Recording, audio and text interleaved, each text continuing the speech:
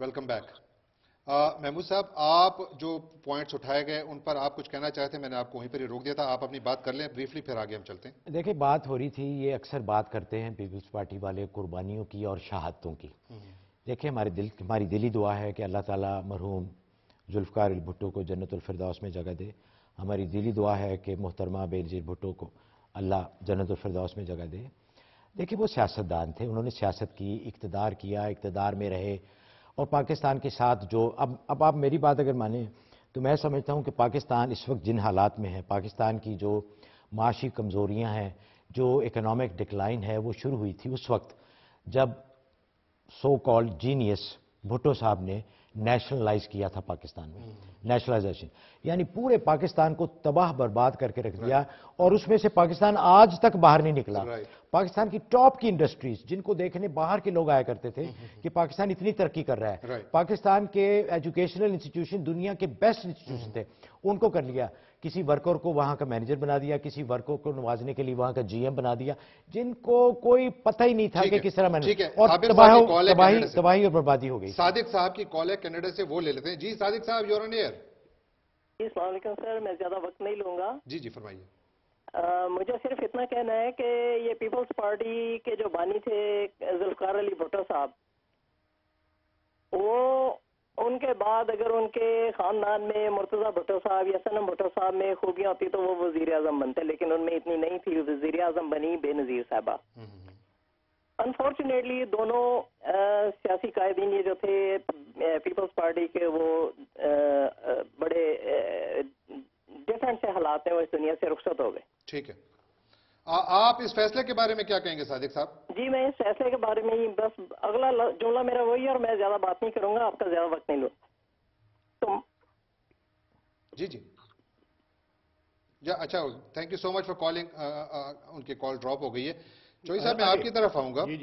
اعتزاز احسن صاحب کہہ رہے ہیں ہم اپیل میں جا رہے ہیں. ہاں، آپ کس طرح اپیل میں جا رہے ہیں؟ مجھے اس بات کی تھوڑی طرح سمجھ نہیں آ رہی ہے. میں یہ ریزو صاحب کی طرف جاؤں گا اور محمود صاحب، کیونکہ ایک شخص جب اپنی سزا بھی گزار لے پھر کس بات کی اپیل ہو رہی ہے؟ نہیں، وہی بات ہو رہی ہے نا کہ وہ ابھی جو ایک دوست سوال کر رہے تھے کہ جو ان پر فرد جرم لگائی گئی، جو ان پر یہ کنٹمپٹ آف کورٹ تھا نا، اور جب فیصلہ دیا گیا تو اس میں وہ کیا گیا جی آپ نے ریڈیکول کیا ہے، آپ نے اسکینڈلائز کیا ہے، ہمیں مذاق بنایا. یہ وہاں ان کے فرد جرم میں چیز شامل نہیں تھی.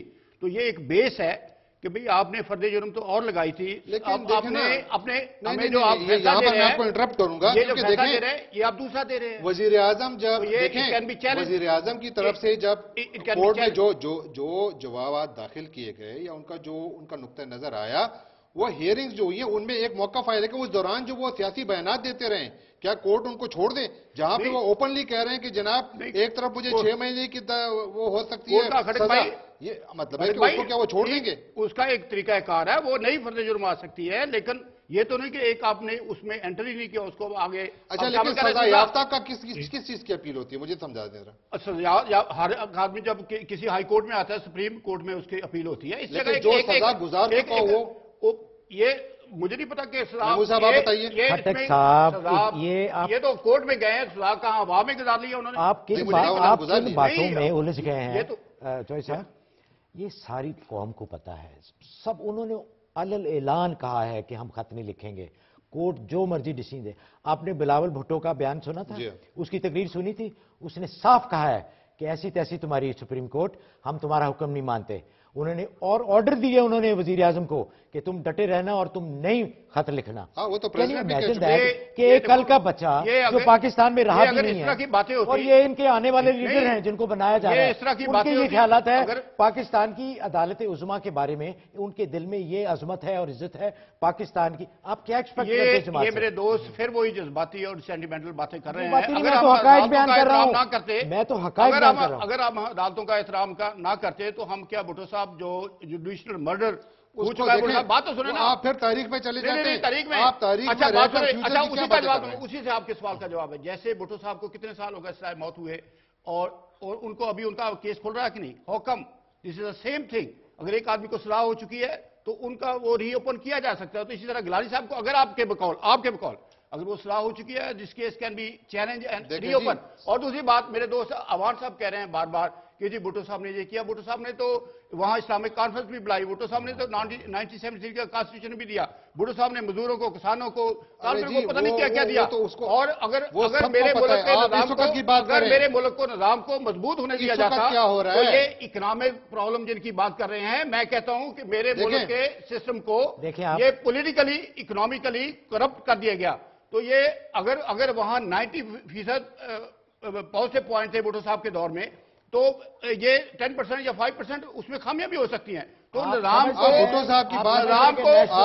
کو چلنے دیں, نظام کو چلنے دیں. ابھی دیکھو پہلے کرائسس دوسرے تھے, جیسے گیلانی صاحب کی گورنمنٹ, NSC اوارڈ, وار اور ٹیرر, اور 18th امینڈمنٹ, 19th امینڈمنٹ.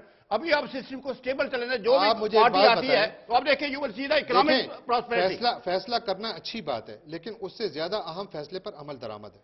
ٹھیک ہے نا, ہم نے دیکھا ہے کہ کتنے فیصلوں پر عمل درآمد ہوا ہے. اور میں ایک جدون صاحب کی نیو یارک سے کال ہے, وہ لیتے ہیں. جی جدون صاحب, یور آن ایئر. السلام علیکم. وعلیکم السلام. جی چودھری صاحب, بالکل صحیح آپ نے فرمایا, صحیح جو ہے پہچانا آپ نے. جی فرمائیے. میرا سوال خٹک صاحب یہ ہے کہ یہاں پہ جو کچھ بھی ہو رہا ہے, یا یہ جتنی بھی آپ بات کر رہے ہیں, یا جتنا کچھ بھی یہ ایک دوسرے کے ساتھ بات مباحثہ ہو رہا ہے, اس سے کوئی فرق نہیں پڑے گا پاکستان کے غریب عوام کے اوپر. ان کی رہائش, ان کی خوراک, ان کی دہشت گردی میں کوئی کمی نہیں آئے گی. یہاں پہ اگر میں آپ کو صحیح بتاؤں تو میرے پاس 4 پیجز ہیں, اس کے اوپر یعنی بترتیب لکھا ہوا ہے کہ کس دور میں کہاں سے کیا ہوا. ابھی اگر قانون کی بات کی جائے, لیکن جدون صاحب, میں آپ مجھے یہ بتائیے کہ یہ فیصلہ درست ہے یا غلط ہے؟ وزیر اعظم کو رہنا چاہیے کہ نہیں رہنا چاہیے؟ اس کا جواب دے دیں مجھے پلیز. نہیں, میں تو یہ چاہتا ہوں جی, کس طرح سے ہو سکتا ہے کہ میں ہاں اور نہ میں کس طرح سے جواب دے سکتا ہوں, جب تک میں اس کے پہلے تو آپ دیکھیں کہ 61 63 جو ہے آرٹیکل اسی کا, اس میں کون سے لوگ اقتدار پہ آنے چاہیے, پہلے اس کا دیکھیں. پھر 63G کو پڑھیے, پھر 92 کو. یہ پوری کیبنٹ جو ہے یہ فیصلہ ریزائن کرنا چاہیے تھا. یہ بالکل غلط ہے. قانون 1973 کا آئین ہے, اس نے بنایا ہے. اس کے بعد امپلیمنٹیشن جو ہوتی ہے, خطر صاحب سنیے, جو امپلیمنٹیشن جو ہوتی ہے وہ کوٹ کرتے ہیں. ٹھیک ہے, بالکل ٹھیک ہے. آپ کا نقطہ نظر ہم تک پہنچ گیا. بہت بہت شکریہ کال کرنے کا. ہمارے ساتھ ایک اور کالر ہیں, فیصل صاحب ہیں میری لینڈ سے. جی فیصل, یور آن ایئر. جی السلام علیکم. وعلیکم السلام.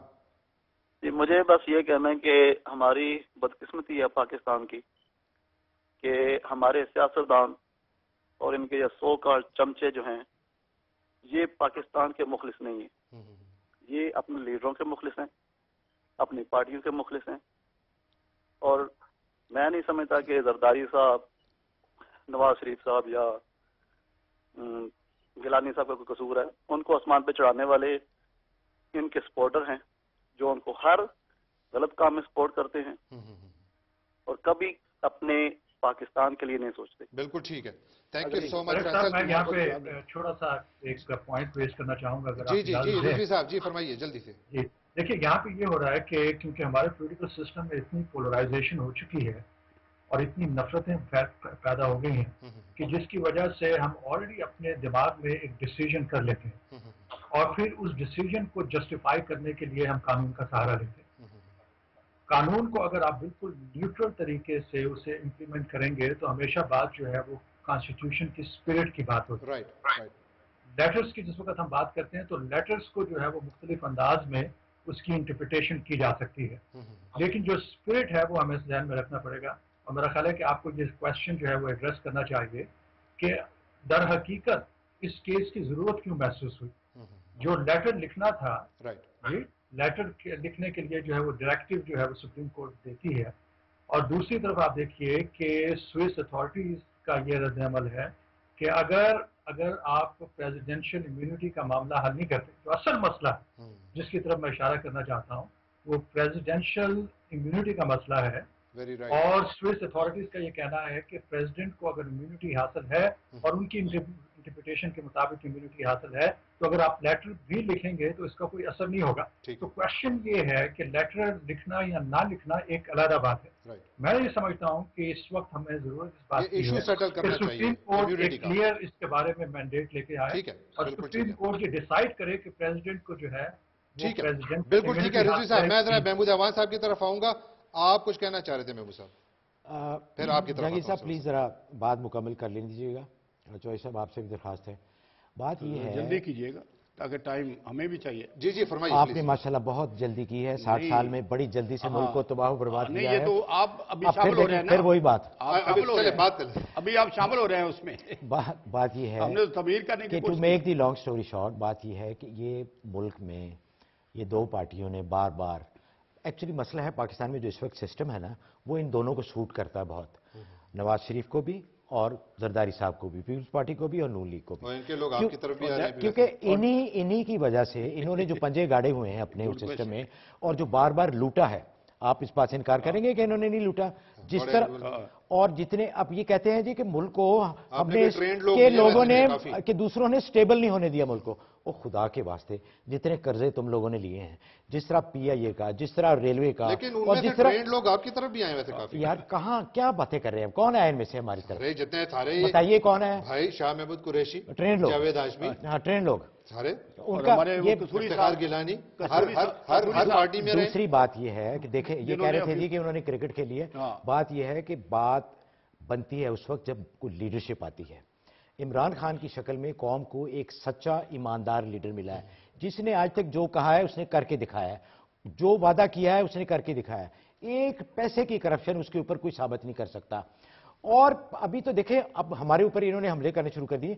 अभी तो नाम तहरीक इंसाफ गवर्नमेंट में आई है और ये 2 दफा 3 दफा 4 दफा पता नहीं कितनी दफा मुल्क को लूट चुके हैं। आपने पिछले प्रोग्राम आपने एक प्रोग्राम में कहा था कि कितने खरब का कर्जा इन्होंने 4 साल में लिया है, जो पिछले 60 साल में नहीं। और बात करते हैं कि जी मुल्क को मोहम्मद साहब की निजाम को कायम करना है। मुझे कॉल लेनी है मोहम्मद साहब की कोलोराडो से। जी मोहम्मद साहब, यूर ऑन एयर। मोहम्मद है जी, मैं कोलोराडो से बोल रहा हूँ। जी जी फरमाइए। जज बहाल हो रहे थे तो इस्लामाबाद गवर्नमेंट को ये कहा जा रहा था, it will be like opening A can of worms, और चीफ जज साहब ने 100 से ऊपर जज को फारग कर दिया। मैं ये कह रहा हूँ कि ये क्या इन्होंने मिक्की माउस स्टफ बनाया इन जजों ने? इनको ये भी खुदा के ऊपर तो नहीं है।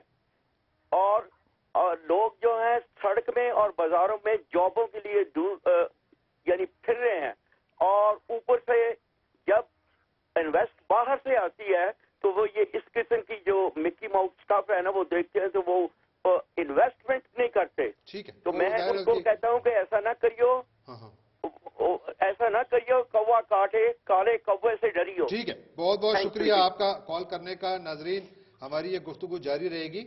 अच्छा, एक और कॉलर है इस्लाम साहब, उनकी कॉल भी लेते। जी इस्लाम साहब, यूर ऑन एयर। जी जी, देखिए आपका प्रोग्राम बहुत अच्छा है, मुझे बहुत पसंद है, शुक्रिया, आप कानूनी खिदमत कर रहे हैं। नंबर 1। नंबर 2, जो फैसला जो हुआ है, हेलो जी जी फरमाइए। जो फैसला हुआ वो बिल्कुल सही हुआ, वो वज़ीर आज़म नहीं रहे, क्योंकि चौधरी साहब, चौधरी इफ्तिखार जो है वो भी अवाम के नुमाइंदे हैं, उन्हें बहाल किया अवाम ने। अगर इनको अवाम ने धोखे से, बेईमानी से, किसी तरीके से ये जाली वोटों से आ गए हैं, तो इसका मतलब ये नहीं कि ये खुदा बन गए हैं। वो भी अवाम का बहाल करता है, उसकी बात भी सुननी चाहिए, माननी चाहिए। नंबर 3, इन्होंने जो खिदमत की है वो सब कौम के सामने, पूरी दुनिया के सामने, मुझे कहने की जरूरत है, टाइम ज़ाया होगा।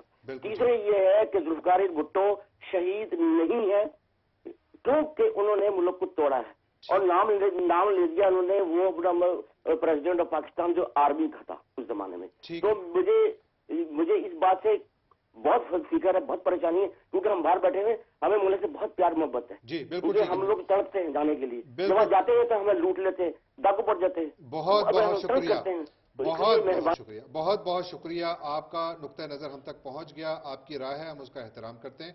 और नाजरीन, एक ब्रेक का वक्त हुआ चाहता है, हम एक छोटी सी ब्रेक के बाद दोबारा हाजिर होते हैं। Please stay with us.